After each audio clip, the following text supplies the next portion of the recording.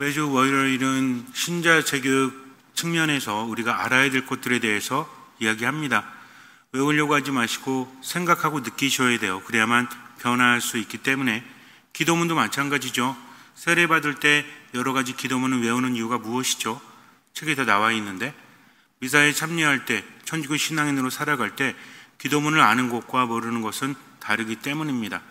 매일매일 꾸준히 할 때 우리가 몇십 년 동안 사도신경을 외우고 주님의 기도를 외우고 또 성모성을 외우고 여러 가지 기도를 외우지만 어느 순간에 외우고 있는 것의 참 의미를 깨달을 때가 있죠.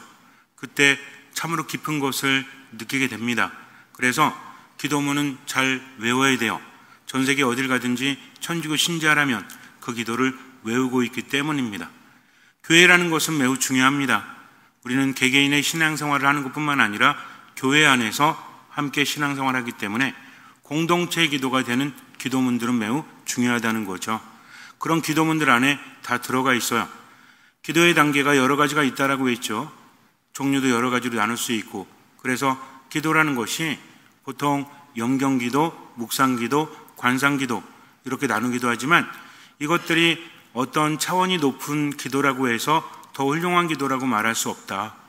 성령으로 하는 심령기도도 있죠. 이상한 언어로 하는 방언도 있습니다.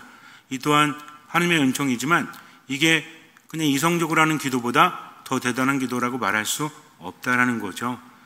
영경기도라는 것이 공동체의 기도이기 때문에 함께 모여서 함께 바치는 기도이기 때문에 매우 중요합니다.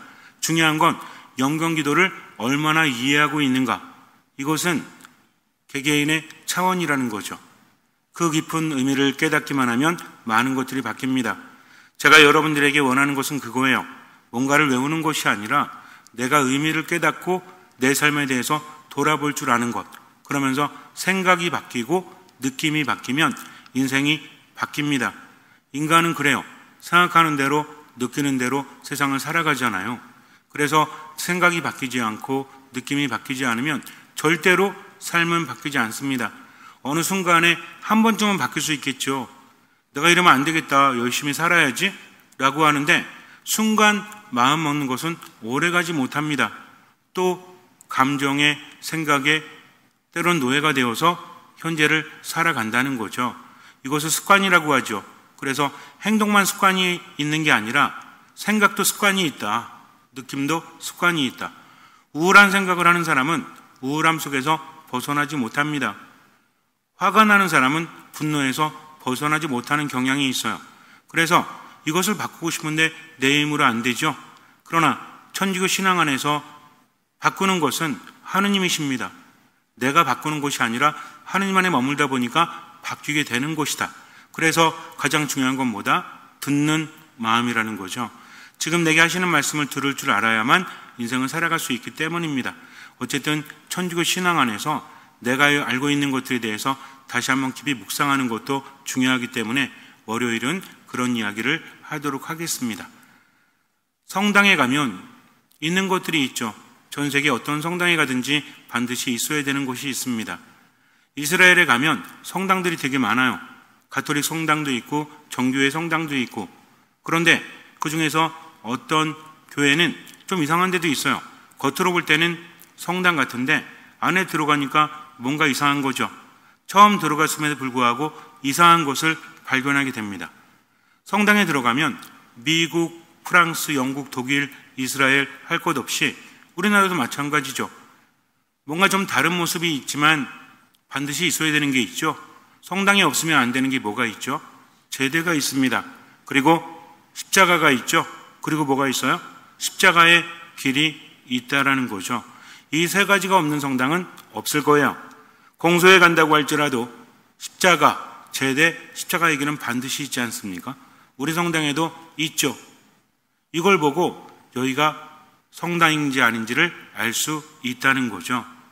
제가 예전에 귀한 성당에 있을 때 성당을 모습을 살짝 바꾸고 워낙 오래돼가지고 새로 줘야 되는데 새로 지을 여력은 안 돼가지고 성당을 조금 바꿨어요.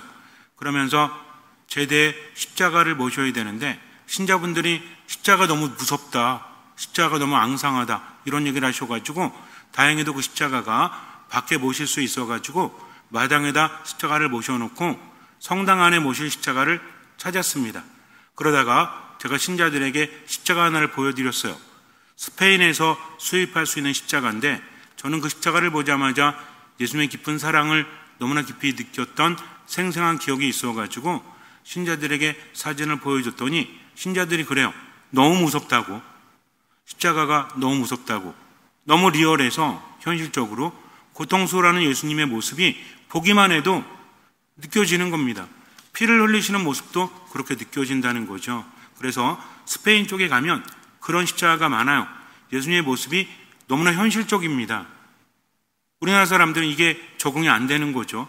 너무 무섭다고 합니다. 그래서 안타깝게 그 십자가를 구하지 못하고 다른 십자가를 구했는데 제대를 하면서 우리나라에서 제대를 만드는 곳에 가서 구석에 봤더니 십자가 하나가 덩그러니 있더라고요. 십자가만 몸체만 코르푸스라고 하는데 크루치펙스하고 코르푸스라고 하는 게 뭐냐면 십자가 나무가 있죠. 거기 예수님의 몸통이 있지 않습니까? 이게 있는 거예요. 시커먼 게. 그래서 그 뭐냐고 그랬더니 시모님이 원하시면 싸게 드린다고 십자가를 싸게 살 수 있다는 말도 이상하긴 하지만 그래서 알겠다고 그러면 제대하면서 싸게 달라고 그랬죠. 가져왔습니다. 저는 그 십자가를 보자마자 뭔가 다른 의미를 느꼈거든요. 결코 흔한 십자가가 아니다. 비록 저렇게 뭔가 녹이 쓴 것처럼 시꺼멓게 되어 있지만 이건 분명히 특별하다 해서 그 십자가를 모셔왔어요. 그리고 십자가를 닦았습니다. 약품으로 닦았죠. 상임위원이. 그리고 나서 보니까 엄청난 거예요. 보통 FRP 이런 거잖아요. 근데 그거는 청동인지 황동인지 아주 오래전에 만들어진 십자가인데 이태리에서 1930년대인가 1940년대인가 어쨌든 그때 한국으로 넘어온 십자가였습니다. 근데 이 십자가가 돌고 도는 거죠. 전쟁도 나고 막 그랬잖아요. 그래서 어떤 양로원 성당에 모셔져 있다가 거기까지 온 거죠. 근데 세월이 지나면서 십자가가 어떻게 돼요? 닦아주지 않으면 뭔가 변질이 있잖아요. 그래서 청동인지 황동인지 정확히 모르겠지만 닦아주지 않으니까 뭐가 이렇게 쌓이지 않습니까? 근데 보통 그 십자가를 보면 FRP로 되어 있는 것들이 많이 있다는 거죠. 근데 그것은 초기에 만들어진 거기 때문에 그런 게 아니었다는 겁니다. 닦아놓으니까 어때요? 조그만 십자가였습니다. 예수님의 몸체 크기는 1m가 안 돼요. 1m가 훨씬 안 됩니다. 근데 신자들이 보기에는 충분한데 예수님의 얼굴부터 시작해서 팔등신이 나와. 그러면서 예수님의 얼굴과 예수님의 근육까지도 자세하게 표현이 되어 있던 거죠. 그리고 나서 제대를 만든 사람이 오더니 십자가를 보고 깜짝 놀랍니다. 시모님 물르시면 안 될까요? 안 됩니다. 이미 선택했습니다. 십자가도 보는 사람에 따라서 다를 수밖에 없는 거죠. 그럼 제가 왜 알아봤을까요? 남들보다 특별한 눈이 있어가지고? 아니죠. 계속 주시해서 십자가를 보기 때문입니다. 저는 성지순례를 가도 성당을 자세히 봐요. 어떤 의미로 성당을 지었는지, 이 성당이 말하는 것이 무엇인지 똑같이 본다고 할지라도 생각하는 것에 따라서 다를 수밖에 없죠. 일단 성당에 가면 문부터 보셔야 돼요. 이 성당이 어떤 성당인지 문에서 알려줍니다. 물론 모든 성당이 다 그런 건 아니에요. 특별한 성당은 그렇다는 거죠. 그리고 들어가면 성당 안에 스테인드 글라스가 있고 조각들이 있습니다. 이거를 보면 그 성당이 어떤 성당인지 알려주고 있다는 거죠. 제대도 아주 특별합니다. 십자가도 특별하죠. 그렇기 때문에 자꾸 봤어요. 그래서 그 십자가를 알아볼 수 있었던 거죠. 지금도 귀한 성당에 가면 그 십자가가 모셔져 있습니다. 한 번 정도 닦아줬어야 되는데 닦았는지 모르겠지만 어쨌든 그래서 가면은 영성체 난간도 구현해놨죠. 거기에 무릎을 꿇고 십자가를 바라보게 되면 예수님의 모습이 다르게 보여요. 똑같은 눈높이에서 보는 것과 무릎을 꿇고 보는 것이 다르게 보인다는 거죠. 어쨌든 이렇게 십자가는 매우 중요한데 십자가가 의미하는 것이 과연 무엇일까? 우리 이런 말 자주 하죠. 십자가를 매야게 되겠다. 내가 십자가를 매겠다. 라는 말을 하지 않습니까? 전체의 십자가를 자기가 맨다는 거죠. 근데 이것은 좀 어폐가 있습니다. 왜냐하면 모든 이의 십자가를 질 수 있는 것은 아무나 할 수 있는 것도 아니고 하지도 못하기 때문이죠. 우리에게 있어 십자가는 구원의 도구지 않습니까? 십자가를 통해서 많은 힘을 얻지 않습니까? 그렇다면 십자가가 무엇을 의미하는지 더 깊이 묵상해 볼 필요가 있겠죠. 제가 군정신부 할 때도 십자가에 대해서 많이 신경을 썼어요. 군대 성당은 여러 공소를 가지고 있기 때문에 공소에 가보면 십자가가 낡거나 좀 안타까운 경우가 있어가지고 십자가 보수도 많이 했었습니다. 그런데 미사를 하는데 병사들이 오잖아요. 특히 훈련병들이 올 때 참 안쓰럽죠. 집 떠나가지고 적응하면 살아가야 되니까. 기관병들도 마찬가지입니다. 한 상병 정도 되기 전까지는 너무 힘들죠. 그럴 때 늘 기다리는 존재가 있죠. 누구한테 연락이 왔으면 좋겠다. 전화 한 통 했으면 좋겠다. 요즘에는 전화를 잘할 수 있죠. 훈련받으면서도 자기 전화 가져가지 않습니까? 전화하는 시간을 주더라고요. 일주일에 한 번 정도. 기관병들도 하루에 한 번 정도 어느 정도 스마트폰을 돌려주고 쓰라고 하는 시간도 있잖아요. 옛날에는 그렇지 않았어요. 그래서 성당에 공중전화를 놨어요. 왜? 와서 마음껏 전화하라는 거죠. 계급이 낮으면 함부로 전화할 수 없잖아요. 지금은 그런 게 수월할지 모르겠지만 옛날엔 그랬습니다. 그래서 성당에 가면 초코파이 먹는 것뿐만 아니라 전화를 할 수 있기 때문에. 그런데 또 이등병들은 이것도 힘들어요.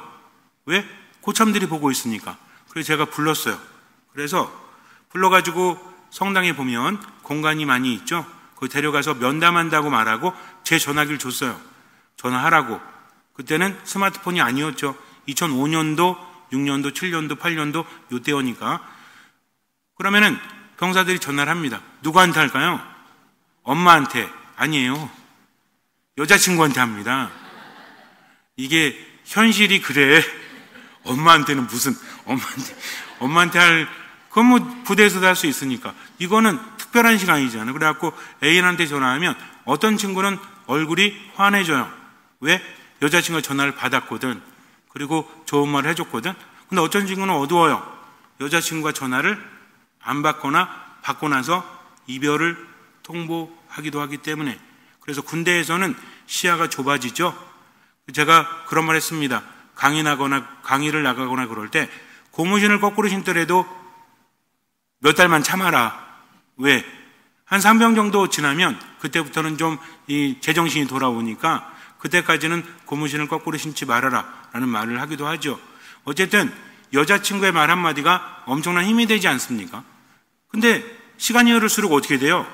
하나 둘씩 여자친구들이 고무신을 거꾸로 신기 시작을 하죠. 처음에는 서로 뭐 죽어도 영원한 사랑이라고 하지만 그렇지 않죠. 그래서 이등병 때는 관물대에 사진을 놓고 꺼내보고, 물론 이제 엄마 사진 꺼내볼 때도 있지만 그렇게 하면서 힘을 얻는데, 한 3병 정도 되면 애인 사진 꺼내보는 애들이 별로 없어. 이미 다 끝났거든. 그래도 괜찮아요.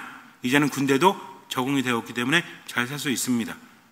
그런데 특이한 병사가 하나 있습니다.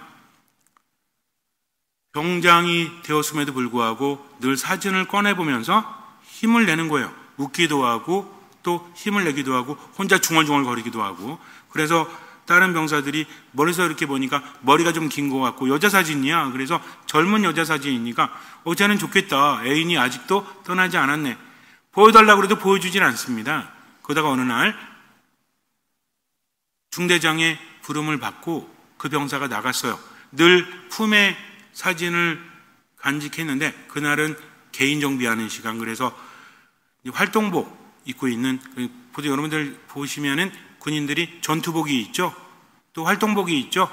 옛날에는 주황색 옷이기도 하고 그 다음에 바뀌었잖아요. 조금씩. 요새는 어떤 색깔인지 모르겠는데 어쨌든 평상시에 입는 옷이 있습니다. 그거를 입고 있기 때문에 주머니가 없으니까 관물대가 뭔지 아시죠? 관물대가 군인들 물건 이렇게 놓는데 지금은 되게 좋아졌죠? 지금은 개인 침상을 쓰지 않습니까? 옛날에는 어땠어요? 그렇지 않았죠.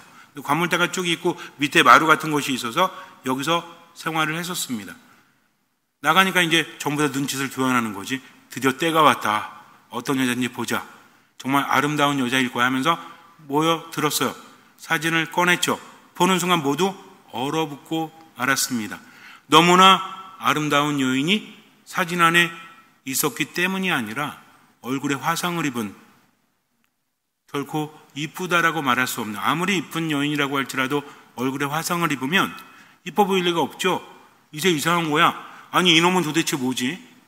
이런 여자를 사랑하는 건가? 이런 생각이 들었습니다. 너무 의아한 거죠. 그럴 때 갔던 병사가 돌아오게 돼요. 모두 깜짝 놀라가지고 사진을 떨어뜨렸습니다. 그가 오더니 사진을 집어들어요. 그리고 울기 시작을 합니다. 이게 좀 난감하잖아요. 물론 미안하긴 하지만 그래도 야 이거 좀 너무한 거 아니냐. 왕고참이 말해요.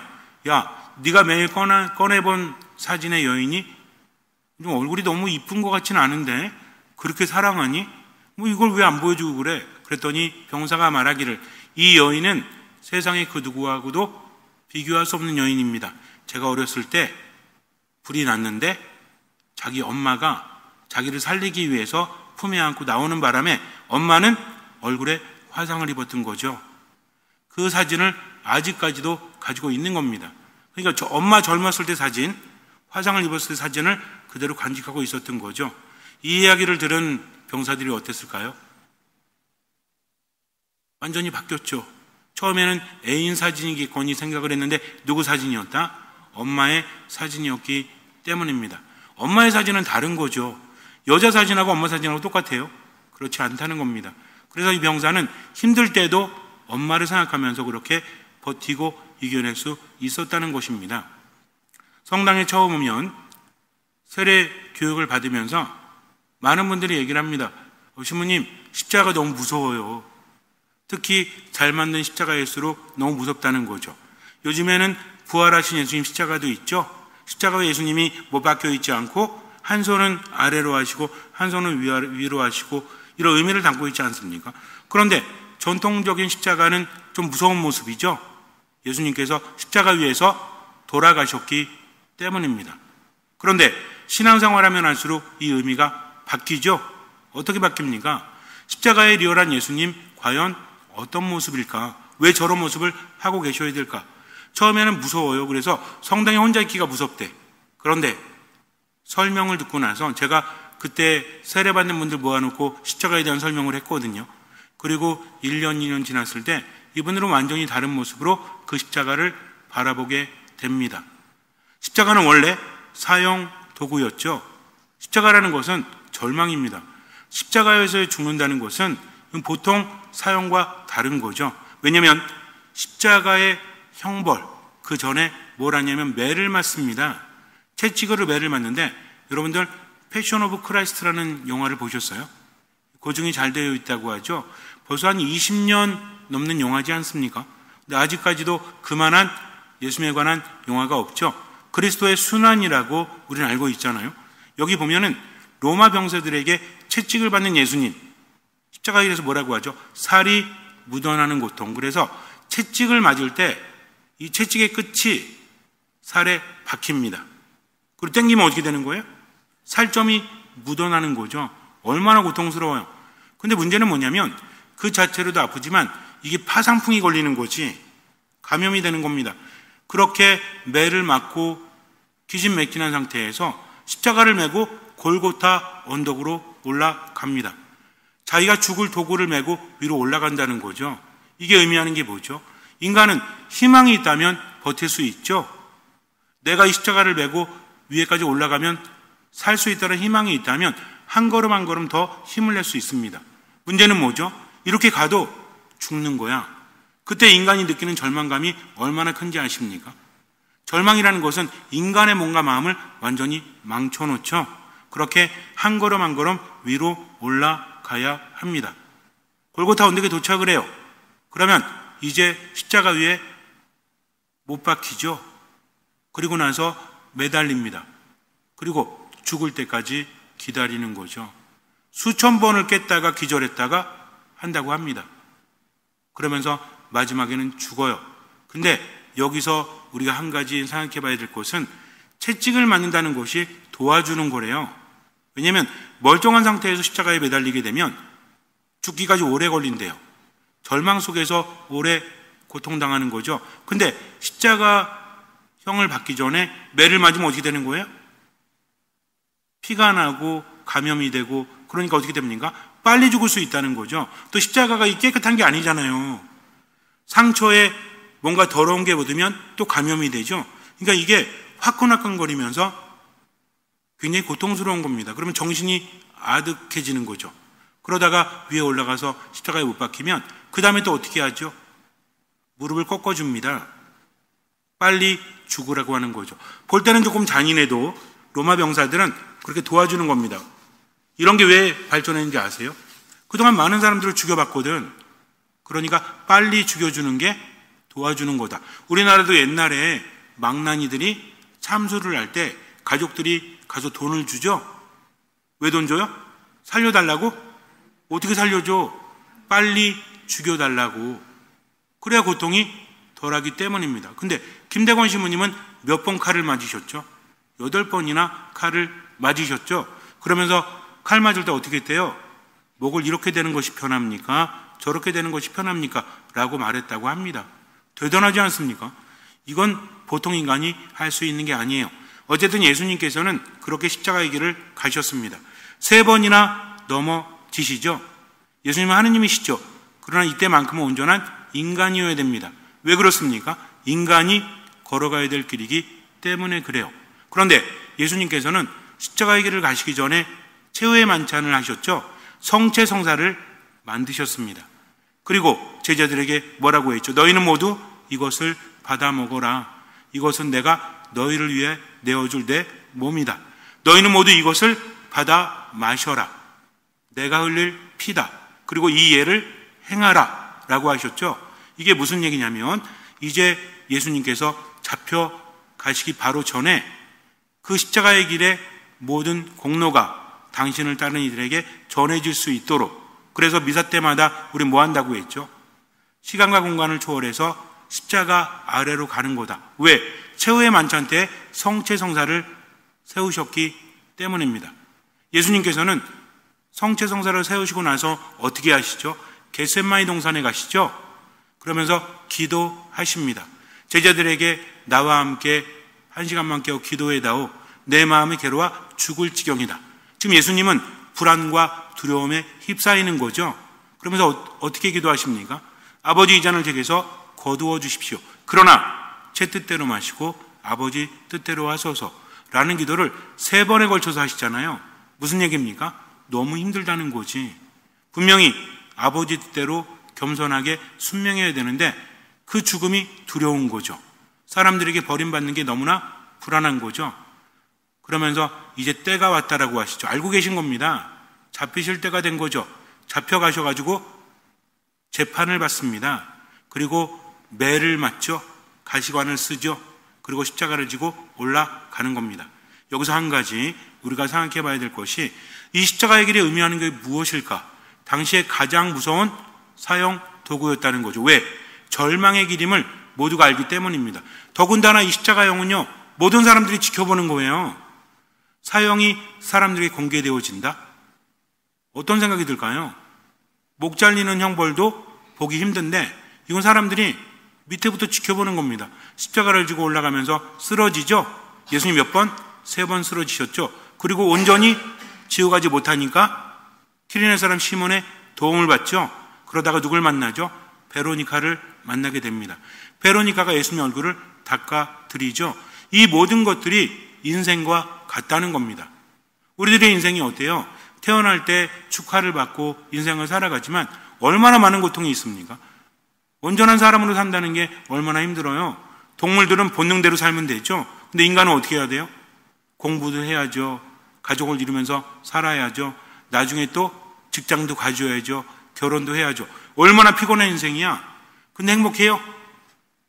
행복하기도 하지만 어차피 인생이라는 것이 결핍이 있기 때문에 수많은 고통이 있지 않습니까?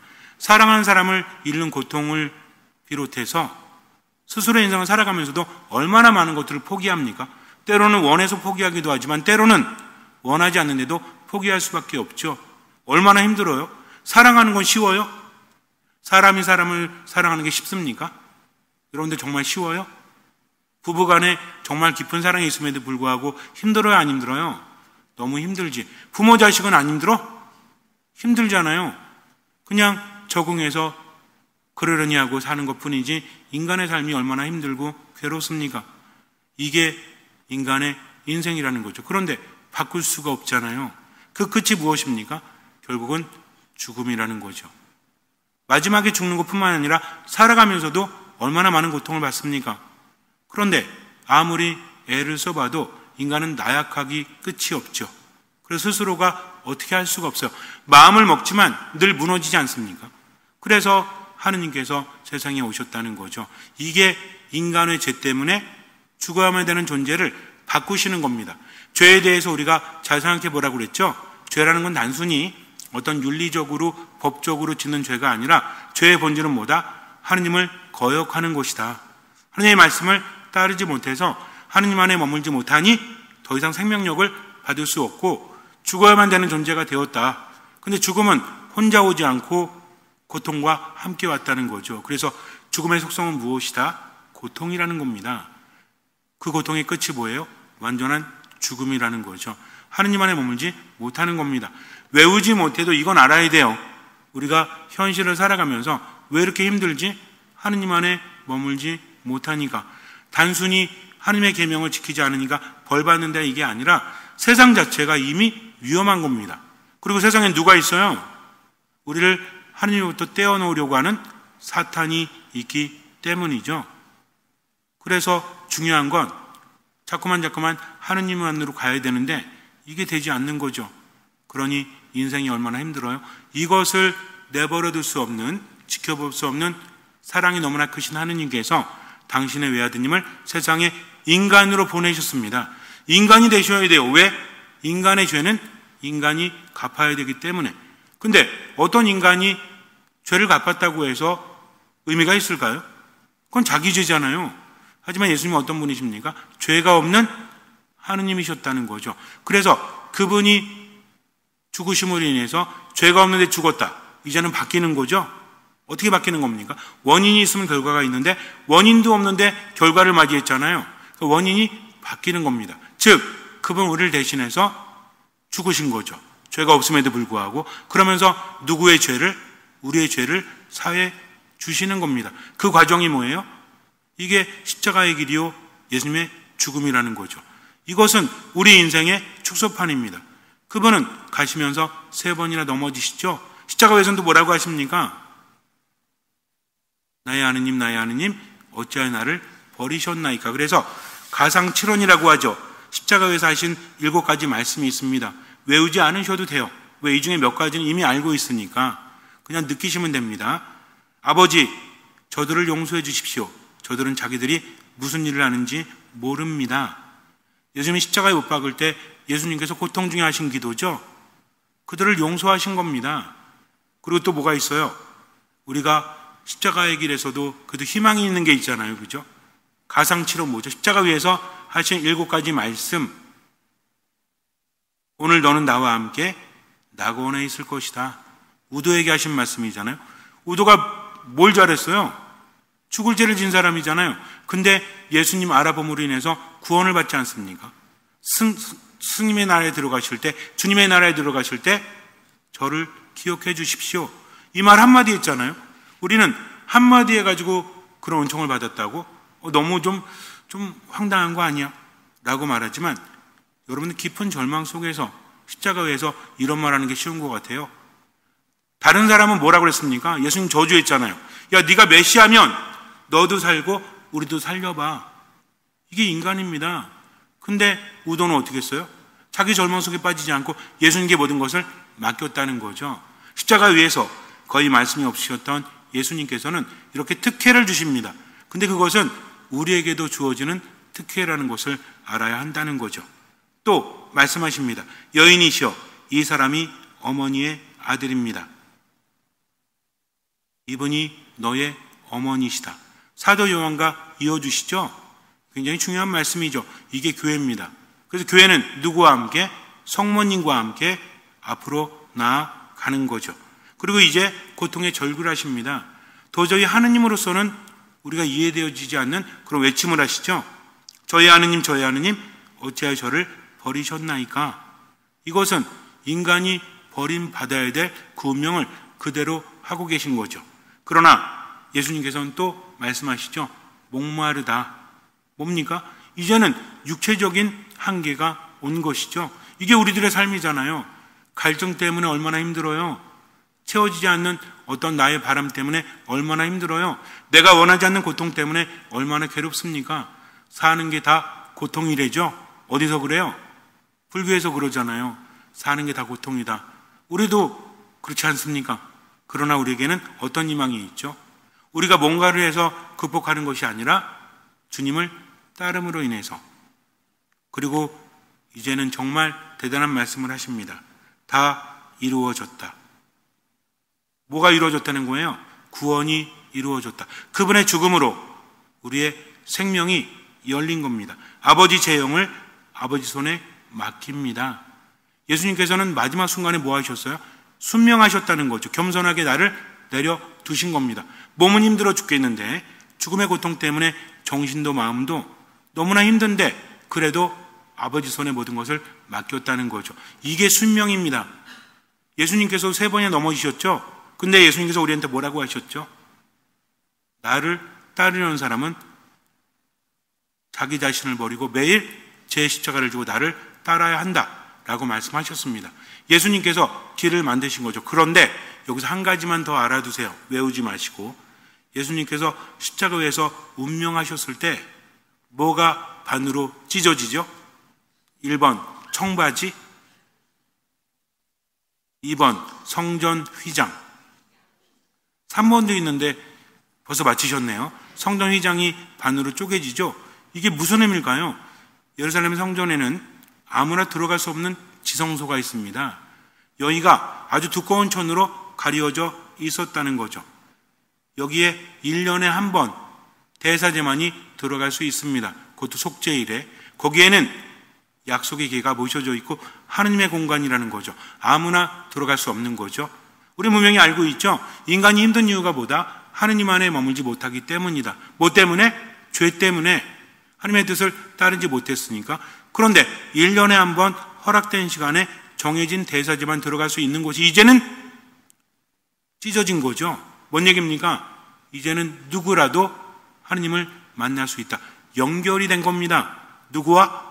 하느님과 인간이. 누구 때문에? 예수님 때문에. 그래서 십자가는 뭐죠?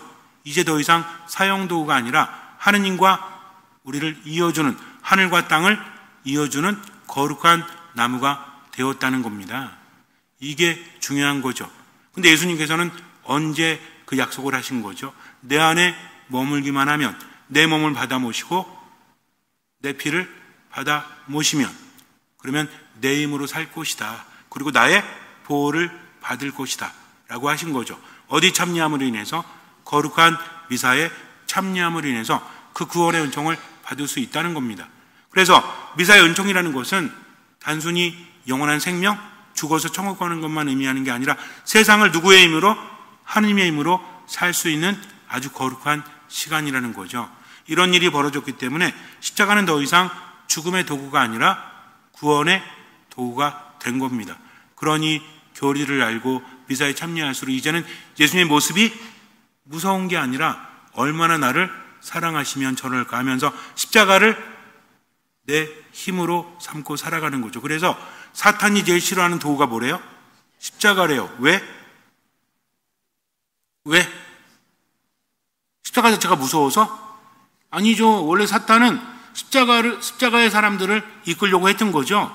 근데 이 엄청난 무기를 예수님께서 바꾸셨잖아요.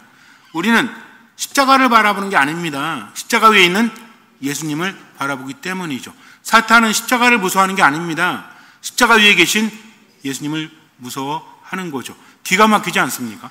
십자가라는 것이 원래 절망이요, 원래 고통이었다면 여기 예수님이 달리심으로 인해서 바꾼 거죠. 무엇으로? 희망과 기쁨으로 바꾼 겁니다. 그러면서 뭐라고 하세요? 내 안에 머물러라. 나를 따라오너라. 사람의 생각이 바뀌면 느낌이 바뀝니다. 또 인생이 바뀐다는 거죠. 그 병사가 엄마 사진을 보면서 힘을 얻었던 것은 나의 엄마이기 때문이죠. 다른 사람들이 보면 뭐예요? 화상 입은 여인이에요. 하지만 이 병사에게는 나의 사랑하는 엄마, 나를 위해서 희생하신 엄마라는 겁니다. 그래서 힘을 얻는 거죠. 우리도 마찬가지예요. 예수님 바라보면서 그분 때문에 힘을 얻으면서 지금을 살아가는 거죠. 성경 구절 다 못 외워도 그래도 몇 가지는 알아야죠. 그죠? 뭡니까? 여러분들이 살아가면서 힘이 되는 말씀이 있죠? 예수님이 하신 말씀 중에 한 가지씩 대보세요 라고 하면 아마 빨리 되는 게 낫겠죠. 그죠? 왜? 그래도 가장 유명한 거 먼저 되면 되니까. 여러분들 나름대로 성구 하나씩 마련해서 품고 살아가세요. 신부님들이 서품 받을 때 성구 만들죠? 여러분도 만드세요. 뭐 성구 만들어가지고 이렇게 뭐 상품 만들라는 게 아니라 나만의 성구를 좀 만드세요. 내게 힘이 되는 말씀. 어떤 말씀이 힘이 되십니까?